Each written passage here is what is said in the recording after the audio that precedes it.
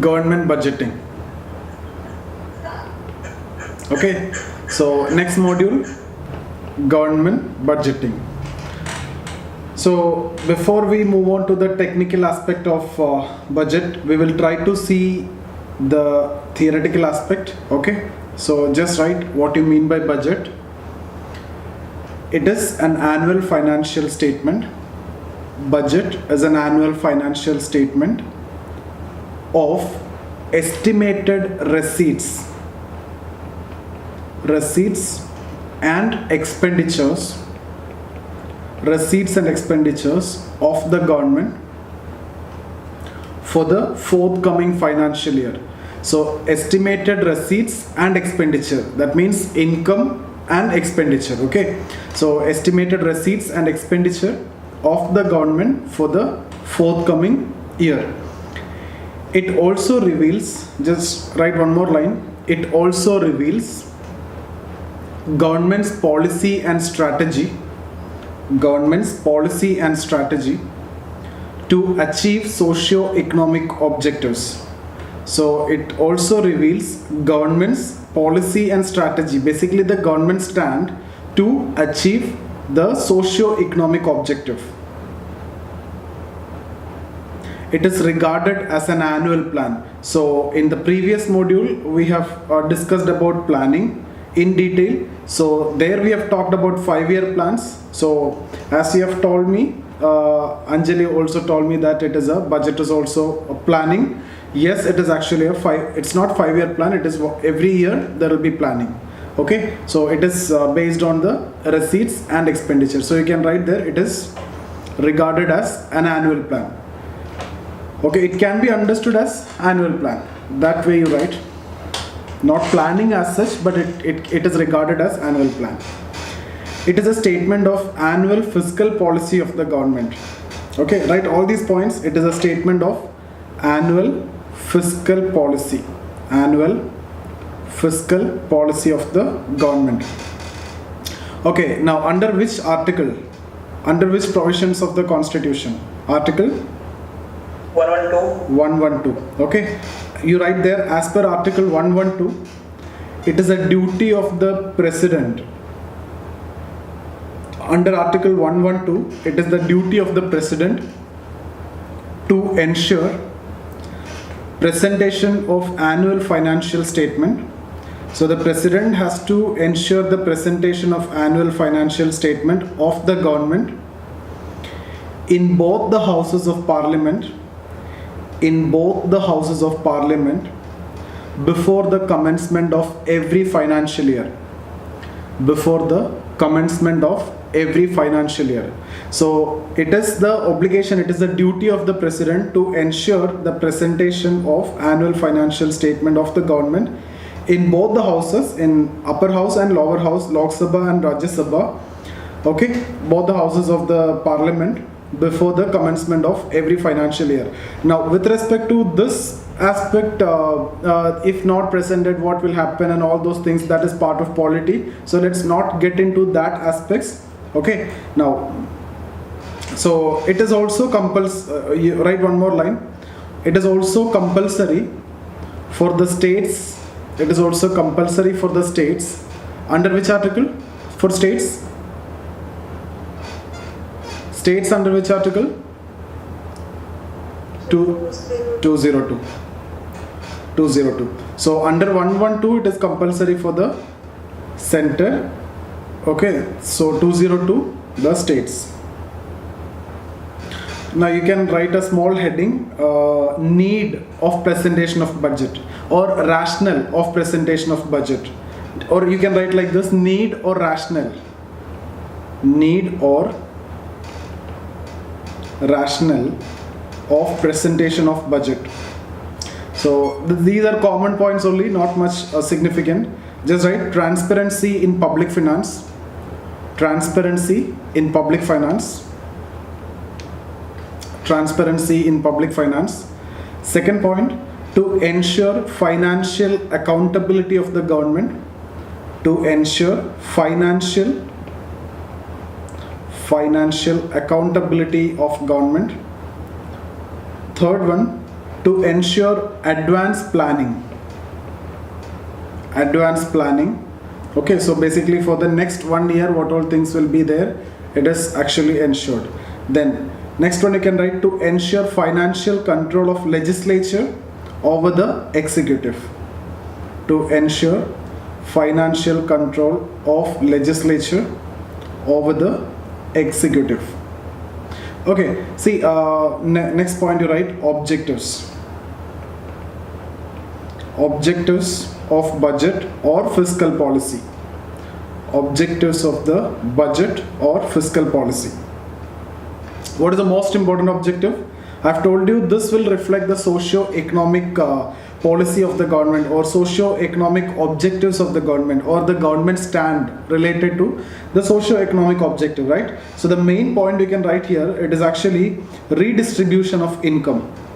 Redistribution of income. Redistribution of income. Okay, or you can write in bracket reducing inequalities. That's the main objective, reducing inequalities. Second objective that is also very much important, obviously, that we have already discussed under planning. The same here also. See, almost all the things that we have discussed under the planning only here also we write as the objective. So you can write here the second objective, optimal allocation of resources. Optimal allocation of resources. Okay, so that means it is basically to regulate the production pattern. So optimal allocation of resources. And then obviously there will be promotion of economic growth. So to promote economic growth, that is very important. And obviously to reduce poverty, like inequality, right? Now you can write all these things, not see the main two we have discussed already, redistribution, also allocation of resources to increase growth, and then trickle down will happen. So you can write here poverty alleviation, okay, poverty alleviation, and then unemployment related issues, everything you can write here. Okay, so the main two is what we have discussed in the beginning. Now write the types of budgets. Types of budgets. Okay, so first one, zero based budget. Zero based budget, ZBB. Okay, so it is actually a concept which is given by Peter Fire, Phyre. Okay, so just write one line over there. Under zero based budget, ZBB, under zero based budget, ministries have to justify,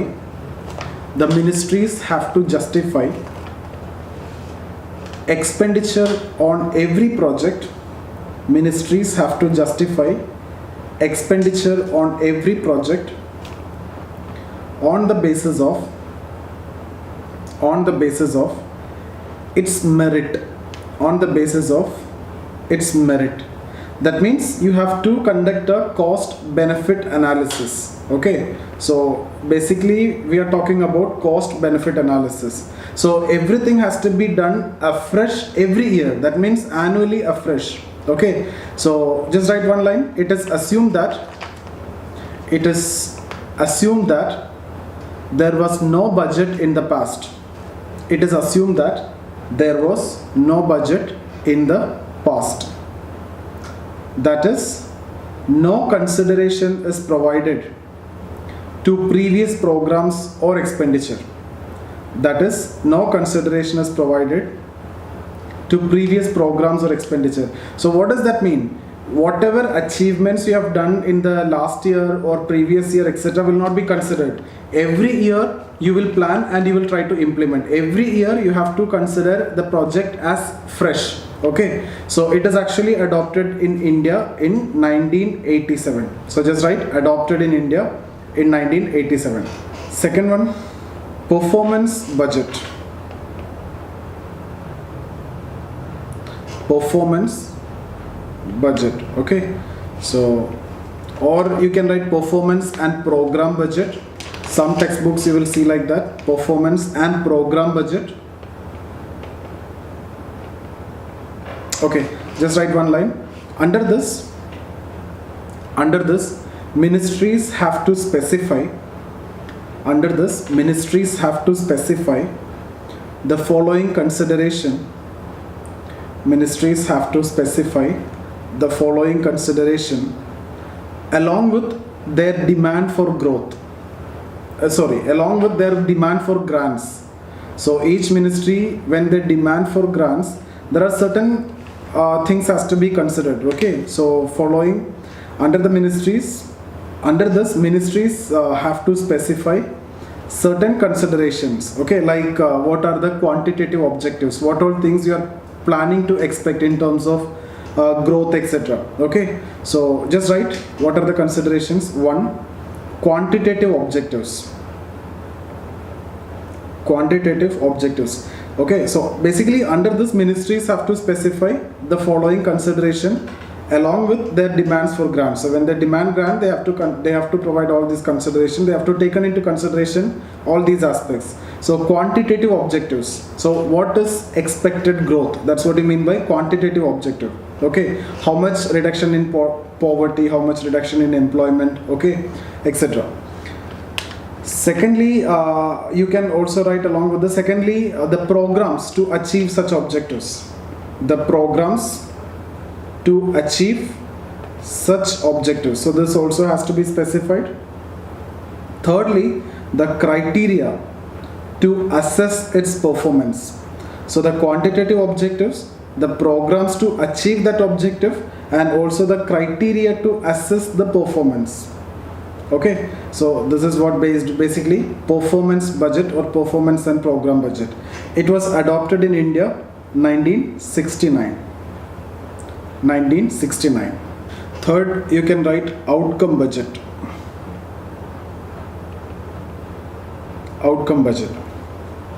Okay, just write it is a modified version of the previous one only, but here, okay, just write there. It is a reformed version of a performance budget. It is a reformed or modified version of the performance budget, under this annual targets of each program are subdivided. Okay, so here the annual targets will be subdivided into quarterly monitorable targets. Annual targets of each program are subdivided. For example, let's say when you talk about, if let's suppose midday meal scheme, okay, so midday meal scheme, there may be a annual target. So what you will do is you will divide this into 4 quarters. So quarter 1, quarter 2, quarter 3, quarter 4, right? So you will divide like this. Let's say total allocation is, let's say, 5 crore. Okay, so various aspects will be there here, student coverage, etc. So here you will analyze after every quarter. So if it is dissatisfactory or if it is not satisfactory, then you can improve in the next quarter.